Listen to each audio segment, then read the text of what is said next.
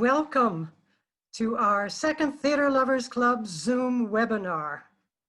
We're delighted that so many of you attended last time and signed up for more. I'm Jennifer Graves, and I'm going to be your host and moderator. We are so happy you're here for a fascinating discussion from three more of our Santa Fe theater producers. We're calling these particular webinars, ta-da, Theater Next. Because during this time of coronas, we are dealing with some new creative ways of performing and presenting theater during this time of coronavirus. But first, let's start with some technical housekeeping.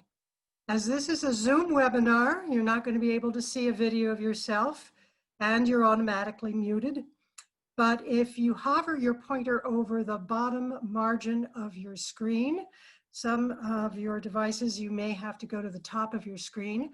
You should be able to see a chat and a Q&A button. We're going to use the chat in case you have any technical difficulties. Just click on all panelists and we will do our very best to help you out of any trouble. You can click on the Q&A, the question button at any time during any of the discussions. However, we are going to be answering the questions at the end of all three presentations. So we're going to be asking all three producers these particular questions. We're going to be asking them in alphabetical order: David Carter, and then John Flax, and Aaron Leventman. Of your productions during this pandemic, what has worked most successfully? What is your audience response in numbers and feedback?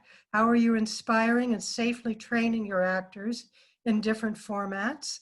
And how are you nurturing your organization financially? Well, it looks as if most of our audience is here. So without further ado, we are going to begin our presentation. We're going to ask all three of our panelists to discuss, and then we're going to have the Q&A afterwards. And then after all three discussions and the Q&A period, we're going to turn the tables. We really want to hear from you, our audience.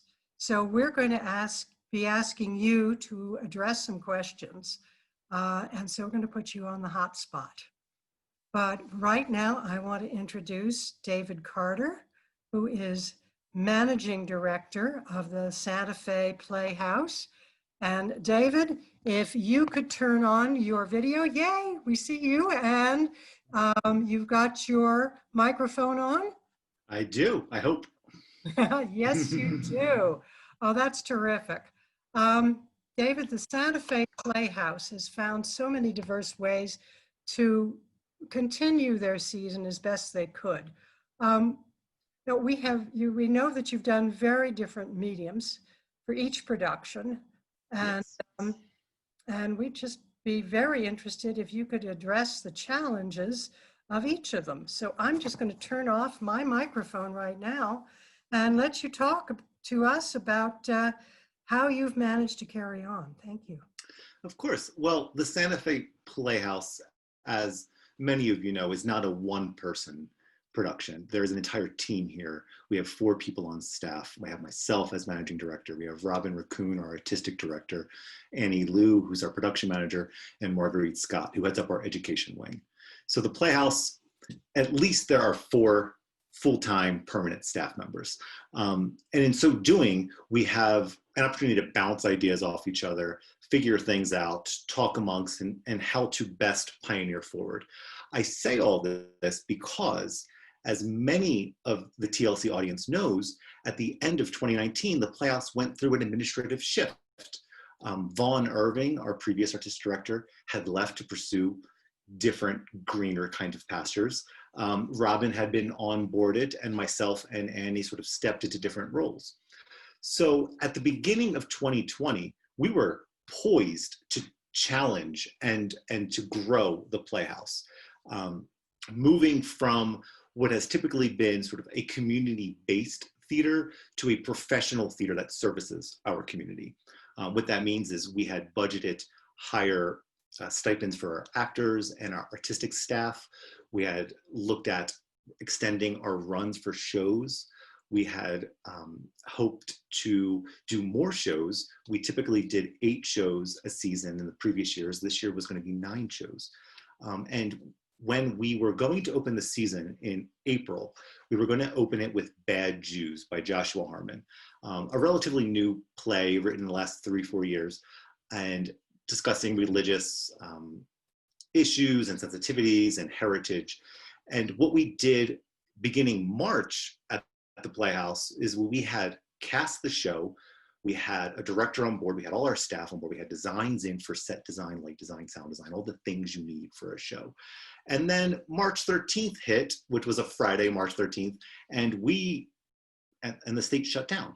And so that was, for us, the date we kind of remember here at the Playhouse as the day we decided that we cannot open our doors. And in fact, legally and safely could not. So at that point, we had already been sort of in movement towards a season. And so we had to quickly rejigger. And what that means is in May, we produced Bad Jews as a radio play. I have a few slides, Leslie, if you're, yeah, we got some slides coming on. So you don't have to look at my face the whole time. That's our logo. Look at us. And that was an ad we were doing for this year. This was part of our rack cards. You would have seen this all this year if we were doing a normal season. Let's go to the next one, Leslie, if you don't mind. Leslie's our great technical person. So Bad Jews, here we are. So what we did beginning in April, at March was sort of a time where the Playhouse was wondering what to do. In April, we decided, let's do Bad Jews as a radio play. None of us on staff had any experience with radio drama or audio drama. And so we had to do some research, figure some things out. From the tech side of things, needing a sound mixer, needing a live recording artist, those kinds of things, buying enough microphones and microphone stands, to training actors who we had previously cast for an on-stage production to be voice actors. And you may think that's an easy switch, but it is very much not, we found out. You have to really work your vocal muscles in a very different way to convey the drama and action of a play by audio only. So we went through a whole process of that. This is some of our great actors. So Bad Jews was written by Joshua Harmon, but directed by Robin, because we had initially thought that Lindsay Hope Perlman, who's a Santa Fe native but lives in New York at the moment, would direct the stage play. However, because of the pandemic, Lindsay couldn't travel out of New York at that time. So we had to do this. So let's go to the next slide. More shoots of the production. These are all backstage shots. What we did, you can see here, is we made a sound booth on our Playhouse stage. We took our heavy black drapery and made a square for the actors to be in. All of them were safely distanced. This was a very new thing for us to figure it out, especially if you all remember early in the pandemic, none of us really understood what was happening, the dangers, all of those things. This was during the time of the toilet paper crisis, if you remember that. So we were figuring out as best as we could. You have a great image here, Robin at the sound desk with Andy Prim, who's on our board, who's also an audio expert and video expert. I'm sure many people have worked with Andy Prim in the past. He's our secretary of the board. Came in and donated a lot of his time to help us with this. And so we can go to the next slide. I think it's another picture of Bad Jews. So there's me and Robin. We did a talk back as well. So after we did the production, and when you're doing radio, we found out you have a lot of creative control in the sense of actors can say the same thing 10 different times in a row until we get the right clip that we want, and we can edit it in. Now, this takes a lot of time. And one thing we really found out during this process is that the technical aspects of radio drama are really challenging. And what I mean by that is it's hours upon hours of listening to the same sounds, the same words, the same music cues, and getting it all lined up correctly. It's not nearly as fun as acting on stage. So we tried in doing Bad Jews of radio play. We found out later that we were the first theater in New Mexico to do a radio play in 25 some years, which was wild to us. But we did that. We decided to continue doing audience outreach. What that means is we did a dramaturgy packet that sort of acted as our program that you would get when you sat at a theater. We did talkbacks. This is an image, this is a photo of our talkbacks where myself and Robin spoke with the actors about their characters, asking questions, things that we as audience members would ask, but also hoping that you as audience members would have asked. And so that's what we did with Bad Jews. We sort of going down the line of the questions I know Jennifer wants to get to and you all want to hear, in terms of this production, we let it run for a month. And during that month, we had 500 downloads of the production, which is great. Now, 500 downloads, we don't know how many people listened to one download. A household may is 2 or 3 people, so maybe 1,000 or 1,500 people actually listened to the production. In so doing that, we had to get different licensing rights. We had to pay the playwright very differently. We had to deal with the whole thing. It's very different than just doing a 16 show night run or a 4-week show night run, because now you're broadcasting. And what happened after that is we had KUNM pick up Bad Jews, and they just released it in a 2-part series at the end of September. So you just missed it, unfortunately. But if you would like a link to the production, the Playhouse is happy to send it to anybody. Just email me, david@santafeplayhouse.org. But so what that means is, while we were not paying for things like set or not paying for things like light design, we were having to increase our cost on the licensing, on the back end of things, the things most audiences don't have to deal with. And so that was a real challenge and a real change for us. Since Bad Jews, we've moved on. I think the next slide has the next production, Leslie. Oh, nope, there's one more Bad Jews in black and white. All of these photos are taken by Annie Liu, our production manager. She's wonderful. Many of you know Annie. She's a great person to work with. But the next slide, I think, has our next production, which was the melodrama. There it is. Yeah, the melodrama. So the melodrama is one of those 100-year-old-ish things that the Playhouse has been doing.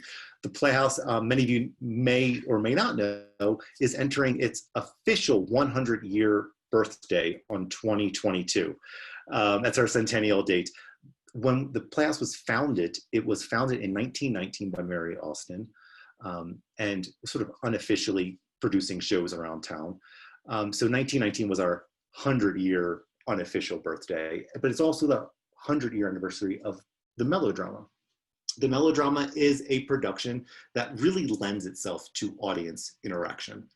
And so we had the issue of, we cannot let this tradition die. We need to do this show now. Because the melodrama, if you do not know, is a production that is written about current events. It's written by a bunch of anonymous locals. I'm not going to tell you who they are.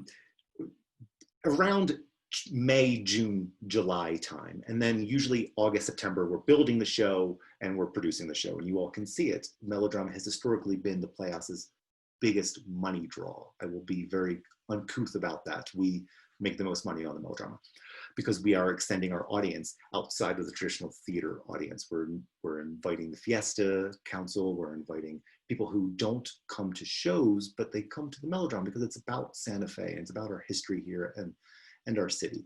So we can go to the next slide. What we're gonna see here is, I think, oh, there's us on stage. So what we did was we filmed the melodrama this year. We wrote it back in May, June, July, as I mentioned, not knowing what the fall would bring. And here we are, unable to gather still. So we kept theatrical elements of the melodrama. We wanted to shoot some scenes on stage. As you can see here, this is our Playhouse stage. This is the set that we designed and we built. And in fact, I'm going to go strike it after this call. Which means taking it down. So this is a shot from our light booth. You'll see everybody who can be off camera is safely masked. We had to buy gloves for people. We did hand sanitizer. Annie, our production manager, Robin, and myself have all been reading IATSE white papers. IATSE, if you don't know, is the union for performance and stage workers. So there's a bunch of white papers about how to keep your people safe, how to keep your actors and your crew safe. So we've been reading those and making sure that we're following the guidelines as laid out by the international unions, as well as this film office. So we've been doing this. And this production really solidified the idea that during COVID, we can no longer be a theater company asking for humans to gather together. As much as we would love that, and which is that's who we are as people, as artists, we want to make live productions. We had to, in a way, figure out how to become a media company. And so we've been doing, Bad Jews was our first attempt at a radio play. Between Bad Jews and our melodrama, we've been doing a series called Shelter in Plays. Shelter in Plays are productions that we're putting up on our YouTube channel. They're very small monologues that local playwrights are writing for local actors that we give you all for free as much as we can. Bad Jews also was released for free. The melodrama is being released for free on the nights of its premieres. It's an episodic event that's been happening over the last 7 weeks. Our grand finale is this Thursday at 7 o'clock. If you catch it on the night of, it's free. Otherwise, we ask you to pay because there is a lot more technical issues in film and other media besides stage work, where it's a lot more expensive. So we can go to the next slide, and I can show you some more backstage footage of the melodrama.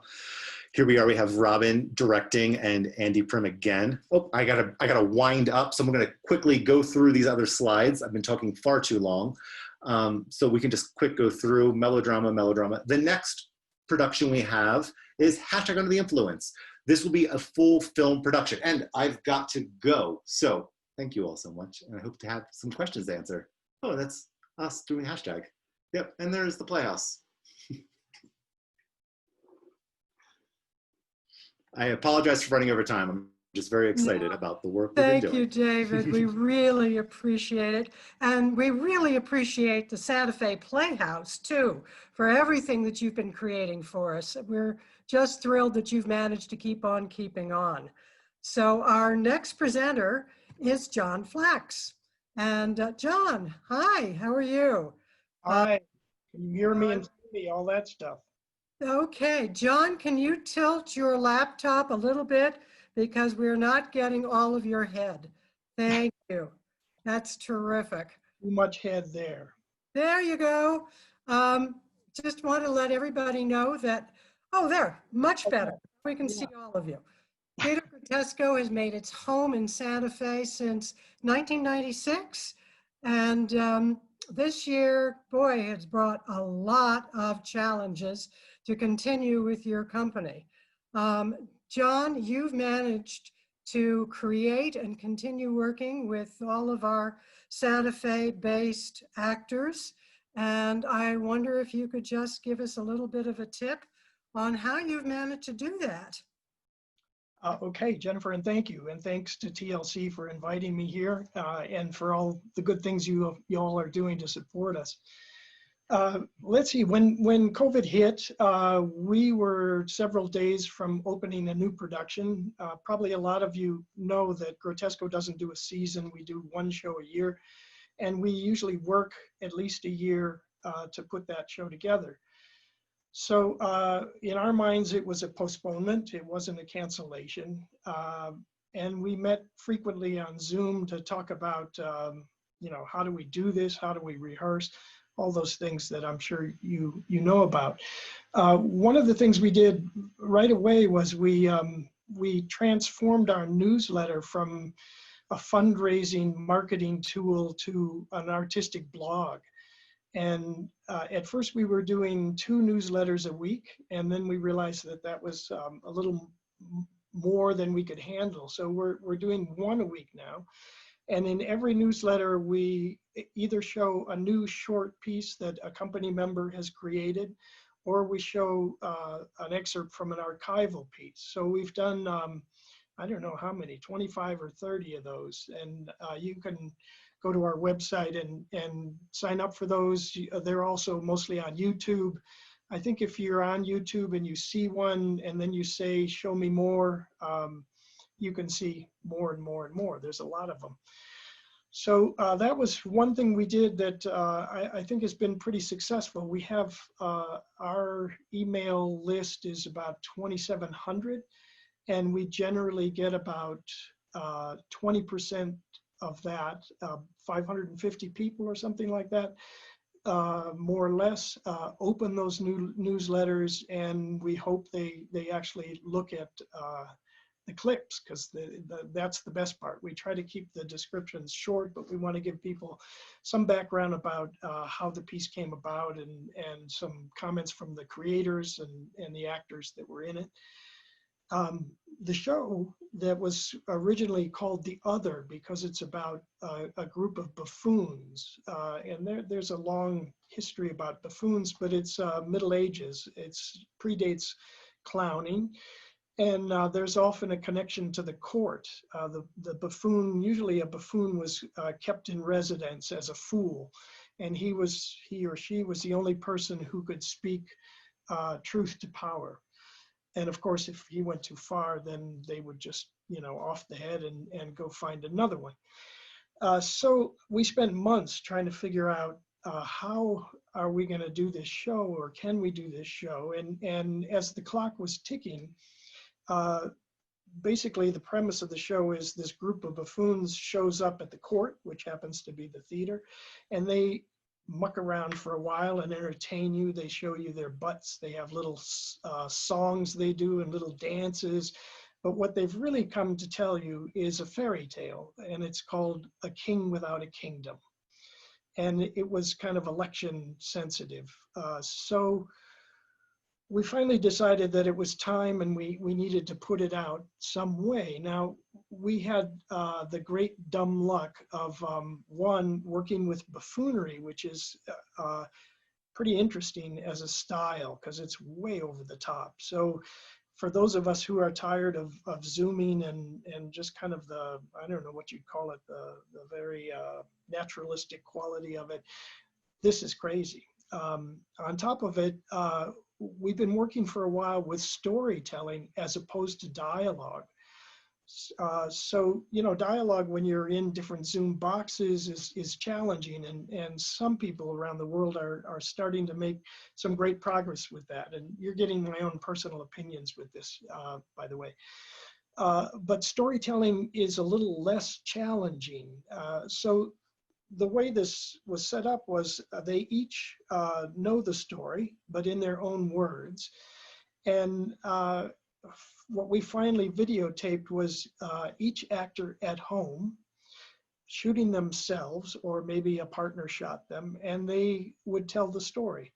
And then it's up to the editor's great artistic skill and hands to put it all together. And we kind of left the idea of medieval buffoons because we imagined that there's a buffoon in each of us that we've probably seen at some point when we've been isolating for a little too long. So these are modern day self-isolationist buffoons. And we're going to screen the piece October 22nd through the 25th.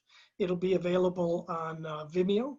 And I think there's a $10 charge, and we can't tell whether you're two people or one, so you can, just pay your $10 and invite the whole neighborhood in, but you can't anymore.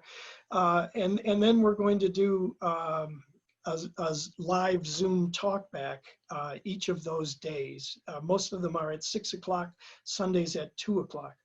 And sorry about the 6 o'clock, but we reckon that we'll have some national people tuning into this. So we need to be sensitive to the East Coast. We also have another thing. Actually, Leslie, why don't you just show us that first video? We have a very short teaser of the buffoons.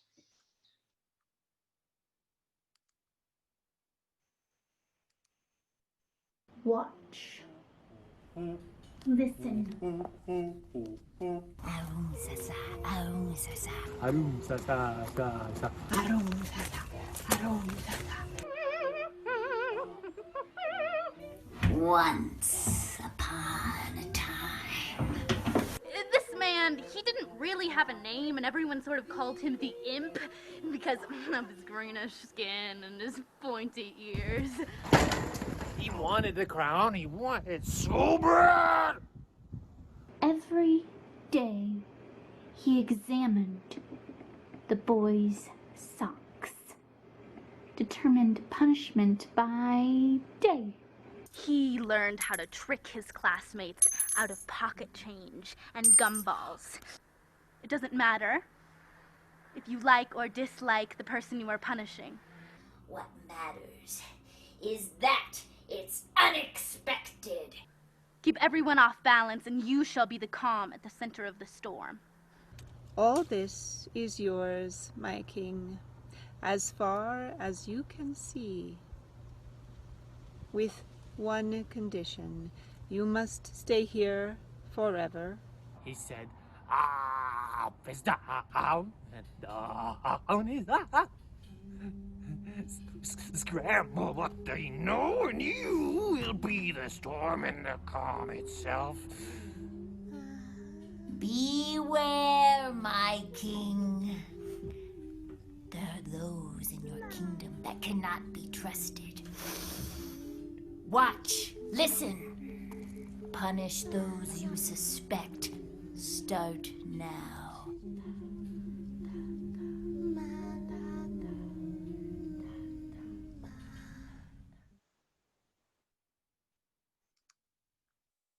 So there's a little preview of that piece. Jennifer, how am I on time? Do I still have some time?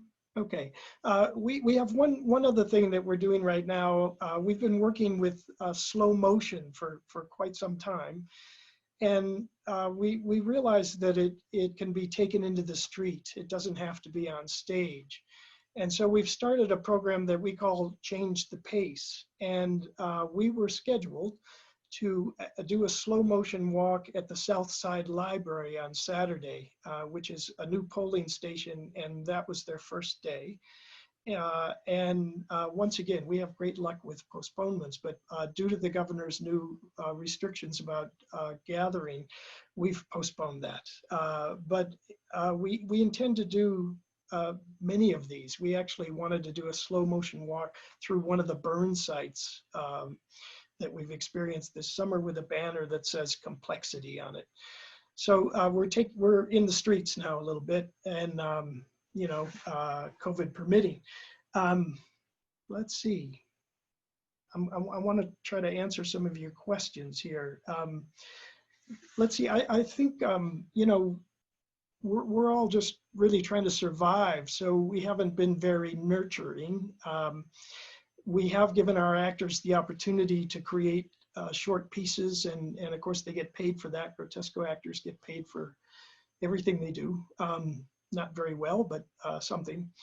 And I think they've all had some interesting experiences dealing with this medium now of shooting themselves, so to speak. And as far as the organization goes, let's see, many of us took pay cuts. We're working fewer hours. In a way, I guess that's nurturing. We have, let's see, Janie just told me because of the newsletter, we have 68 new or donors who haven't donated in some time returning. So that's been nice. And that's about all I can say for nurturing. It's not a very nurturing time, I'm afraid.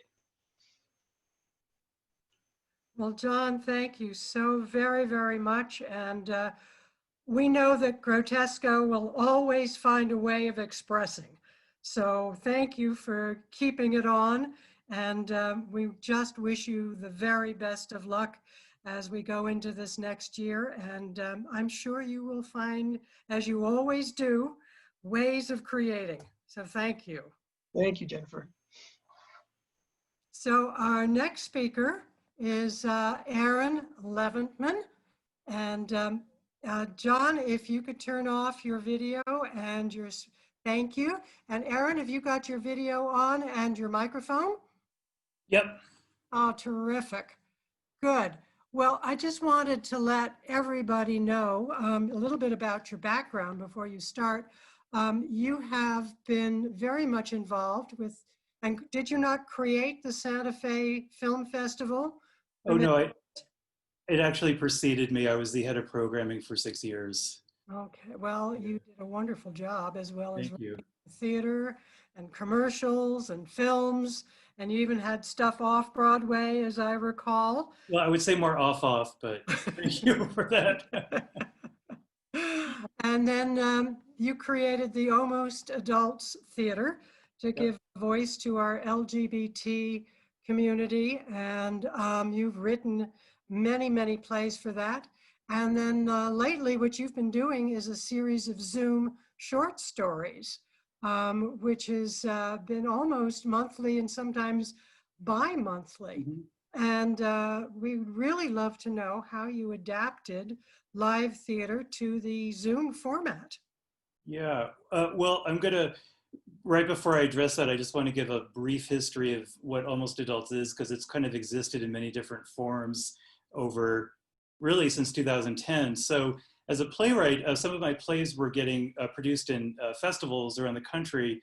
And some of the festivals ask that you come on as co-producer, meaning that you produce the video, or the plays that had been accepted to their festival with them, which meant that I was acting as co-producer remotely. So some of the slides that you're going to see are plays of mine where I was the co-producer of in other festivals, particularly in New York. So I created the name Almost Adults to create a company for these co-produced plays and festivals, rather than just calling it my own name. So that's some of the slides that you're seeing. So that's how really Almost Adults started. And because I write primarily LGBTQ themed plays, Almost Adults became a thematic company around those issues. And then in Santa Fe, I had a bucket list of plays that I really wanted to produce, either parts that I wanted to be in or just plays I wanted to see done, because there were actors locally and directors I wanted to work with. And so I used my Almost Adults production company to produce stage readings of these plays. We sometimes rented like the Santa Fe Playhouse or Teatro Paraguas or Warehouse 21, or we would do trades with them when they weren't using the space, to do certain plays that I really wanted to have done. And we did them as stage readings because I didn't have the resources to do them as full productions. But the directors, Amara Studi and Talia Pira, that we worked with, really produced them as stage readings to the point where it felt like full productions, even though we had scripts in hand. And people that saw the readings thought they'd seen a full production of the play. Then in 2015, I wanted to produce a program of my own short LGBTQ themed plays in Santa Fe, because I didn't feel like I was seeing enough content around LGBTQ plays being done at other production companies. That's changed a lot since then. But so we got a grant from the Envision Fund and had support from a lot of local businesses and individuals, and put on a production at Warehouse 21 called Almost Adults, that were LGBTQ themed short plays that I'd written. And then since then, I continued to produce stage readings of other famous plays that I wanted to do around Santa Fe. And then about a year before the pandemic, it was getting increasingly difficult to find an audience for these readings that we were doing, partly because there was so much theater going on in Santa Fe at the time, which was great, but we were competing with like 8 other things happening. So I took a break from Almost Adults, from doing productions for a while. And then when the pandemic hit, I started acting in other people's Zoom performances. The whole notion of Zoom theater was completely new. Zoom, I didn't even know what Zoom was at the time, but I got cast in these Zoom plays. And so I found out what doing Zoom theater meant, how it worked, what best practices were, just by acting in them. And then right before Gay Pride happened in May, I was feeling, of course, sad that there weren't, Pride festivals or parades happening. So I wanted to do something locally to support the LGBTQ community and to continue doing queer theater. So I put out a call for entries and decided to do a series of short play programs on Zoom that were around queer themes. And it could be really anything around those topics. Anyone was welcome to participate in them, whether you identify in the LGBTQ community or not. didn't matter. It was if the plays that you wrote were about those themes. So I put out a call for entries, and I got hundreds of submissions from all over the world. Everyone wanted to be involved, have their plays produced in the series, and I hadn't even done it yet, so I wasn't sure what it was going to be. But I started enlisting the wonderful talent that I know in Santa Fe, actors and directors, to help act and direct these readings on Zoom. And so we started doing it the weekend of Gay Pride, and so how we had to sort of adapt some of the plays to work in a Zoom format, because plays that had a lot of action narrative or had a lot of jumping around in time or a lot of individual scenes didn't work as well. So we really looked for plays that were really, it really became, Zoom theater for me really became a sort of a mesh of live theater, radio theater, and film. And because when you're doing Zoom, if you do it on speaker format, it really cuts from whoever's speaking to the next actor that's speaking. And you can still see the other actors in the gallery view. So it creates an almost film with like automatic editing. So we've been doing them since June, and we've been getting really good responses. We really have 4 different audiences for these Zoom performances. We have the people that join the Zoom call, like we're doing today live. And then we have the people that are watching the live simulcast on the Almost Adults Facebook page. Then after the simulcast is over, the video of the performance stays on the Facebook page, and we have a large number of people watching the video. Then we have people that watch it on our YouTube channel. And I boost the videos on the Facebook page, and we've been growing in numbers. I would say we've been decreasing in numbers somewhat for our live simulcast, where we've been growing in numbers for people that are watching the video.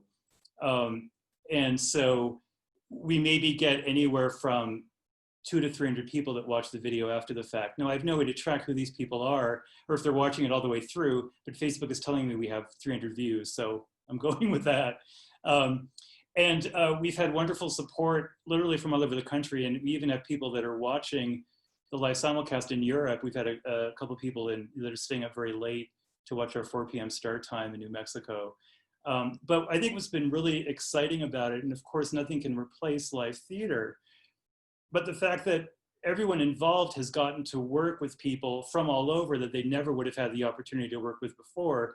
And we're able to reach audiences that we could never have reached if we weren't doing it online. So my goal in doing this was to create an online community of people that wanted to support LGBTQ theater. And that's really what's happened, and it's been really exciting. And I will continue to do it as long as I have the time to do it, and the energy, and depending on what happens in the world.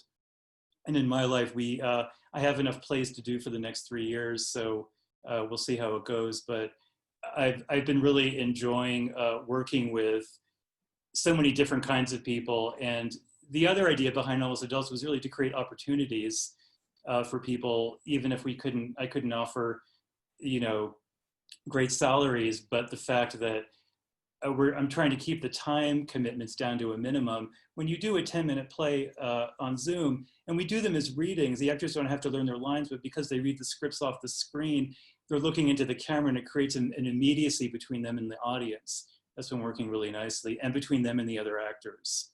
They're then responding from where they are. So it's really something that I don't know if we'll continue as a live production company once we're able to return to live theater, but I think none of us quite know what that's going to look like at this point or when that's going to happen. So in the time being, we'll stick to what we're doing. Well, thank you, Aaron. Yeah. Thank you for including so many of our theater community in your productions. Yeah. And that's really been wonderful to get them to engage with our audience. Yeah. So Aaron, I'm going to ask you to leave on your video and your audio. And John and David, if you could turn on your video and your audio. What we're going to do right now is see if we can take some questions from our theater club members.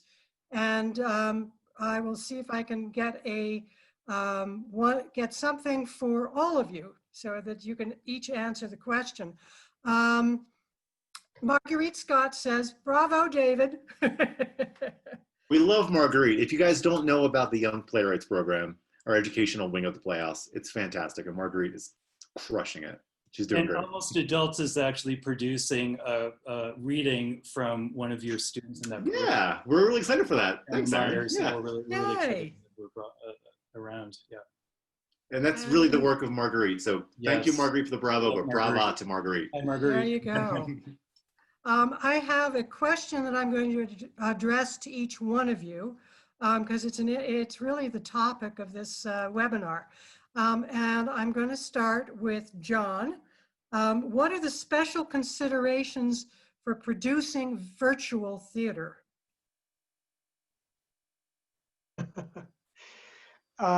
You know, I have much less experience with this than the other two guys do. Your microphone on? There you go. Can you hear me? Now we Yeah. can. Okay, sorry. I think I have much less experience with this than the other guys do. It's a whole can of worms. You know, I think what we've learned is that there's nothing that can replace live theater, and what makes it so special is that it's live. So, I mean, we have some of our even board members who can't watch the screened events. They just can't do it. So, you know, the special considerations, let me turn that over to Aaron and David, because they've got much more experience with it than I do.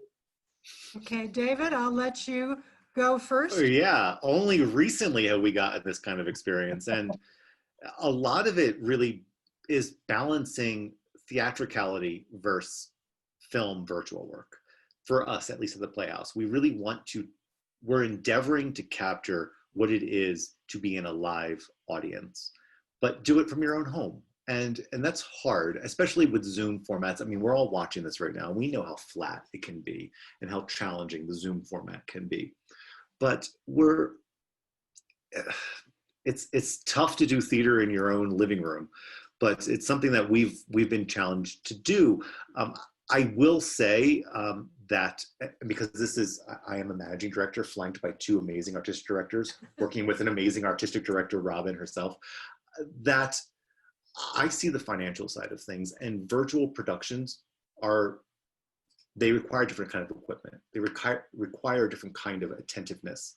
And that is challenging for actors who are working on stage all the time, and technical crews who are used to working on stage.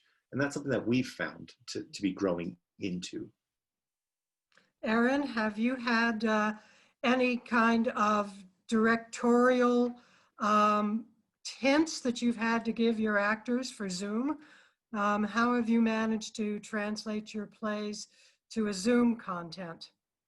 Well, it's challenging because you're not dealing with, you know, live theater and theater in general, so much, you know, is so physical, or can be, and visual at times. So translating that to what we're doing now, talking heads, how do you make that work? What I found is really, you know, finding really quality plays with actors that are right for those parts, that are good fits for those parts, can be riveting. You don't need a lot, you know. There's a movie on HBO called Coastal Elites. That's 5 monologues by Paul Rudnick. It's 5 great actors giving 5 great relevant monologues. And it's considered a film, but it's riveting. They didn't need to do a lot. You can do, and it's great. You know, what, you know, David and John are doing is amazing, but you can also do, I think there's, like, to answer the question, there's many different kinds of virtual theater. There's not one kind, like there's not one kind of theater. So I think what we're doing is just very stripped down to basics, which is just, you know, good plays, good, you know, good readings of quality plays. And the directors really just do a lot of text work and a lot of character development like you would in any production, but you're not dealing with any of the physical elements. So it actually gives you more of an opportunity just to work on that without, you know, I wouldn't say the burden of productions, but just without that element. Right. And of course, it's not the same as, you know, we're saying, but it's what we have to work with now. And we're all, it sounds like we're all making it happen. So. Yeah. Well, I'm Yeah. going to give you a follow-up question here, Aaron, from Suzanne Cross. She says, now that this long-term 18-month gap is happening, whenever we do go back to live theater, do you think it may not be the same as it was? I can't imagine anything will be the same as it was, and I would imagine live theater would probably be in that category. I mean, I think the issue is going to be not just how to do production safely, but also our audience is going to want to come back. When is that going to happen? When is, herd immunity going to exist so that we can feel safe about, being in a room with, 100, bodies in a black box theater? So I think what the three of us, on this panel are doing is just trying to think outside of the box. Well, we can't go back to that. We don't really know when that's going to happen, and it won't be as it was. So what can we do instead? So I don't think any of us have that answer, Suzanne. I wish we did, but I can't imagine it'll look like it used to. But I think once we can go back, I'll be optimistic. There's going to be so much enthusiasm for it that the amount of productions is going to be like crazy over the top all over the world. So I'm going to think about that for now. Okay, I've got another question here from Jan Patterson. She says the theater section in PASA has disappeared, yet there are all these creative works going on. Do you think it would help if we put a little pressure on PASA to run a theater online section? Has anybody considered that? Aaron? Well, I think it's a great idea. There is a lot of online theater that's happening. So yeah, I know early on contact them and didn't get a response. So I assume that to take, since there isn't a section now, that they're just not interested in doing that. But I don't know why that is. Maybe it's a communication issue. Maybe David and John, you can weigh in on that. David, any thoughts? Well, so we've been trying to speak with PASA about a lot of this, and it's challenging because one, coverage is down, but two, and I truly believe that theater here in Santa Fe has been given a less focal point than some other arts here in our great town. And there's a lot of great art happening. And what we're doing at the Playhouse, at least, is trying to position Santa Fe as a performing arts destination. And so we need to put pressure on PASA. We also need to, and I'm going to bring a little bit of rain cloud into this because we are in New Mexico and rain happens sometimes. We need to put pressure on our community as well. All of us are doing work that we're trying to get out to our community, and our community, I would ask all of you to give to a theater company. We have 20 some bodies here in Santa Fe. We have 2 at the moment, brick and mortar theaters for these 20 some to share, which is challenging and hard. And so I would put pressure on PASA, but I would also, to be a bit of a jerk, put pressure on you to give. I don't care, it's the voting message. I don't care who you vote for, vote. I don't care who you give to, give, please. Thank you, David. We all appreciate that. Yeah. I have one more comment here from Suzanne Cross, who says, John Flax, by the way, your preview of Buffoons set my mind on fire. This is a totally new way of presenting theater online. So thank you. And thank you, Suzanne. well, we really, really appreciate your being here and engaging us in thoughtful consideration of how we keep on presenting theater in this time of coronavirus. So at this point, I want to thank each and every one of our producers and artistic directors and managing directors, David and John and Aaron. It's been delightful to have you here this evening. So at this point, however. Thank you. Thank you, Jennifer and the Theater Lovers Club for, keeping, interest in theater alive, and John and David for the amazing work that you're continuing to do. And you, Aaron, thank you. Yeah, really, Aaron and John, this is great. And all of you, thank you so much. Well, we appreciate everything that you've done to keep us interested.